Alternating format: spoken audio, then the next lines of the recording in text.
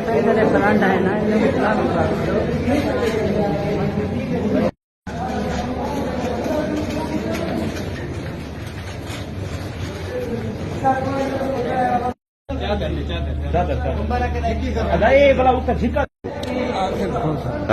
आसिफ खोसा आसिफ खोसा, क्या वजह है? वजह कोई कहना है। अच्छा, साड़ी शादी तैयार आई, ठीक है हर वेले साढ़े नाल जुड़ते हैं। ठीक है। आज केरे वेले तो कुमारी ने 12 बजे तकरीबन 12 बजे 12 बजे। आसिफ खोसा उनका नाम है। जी हाँ। कोई पुलिस तरह तावन की तय है ना? फिलहाल तो मैं कोई मरीज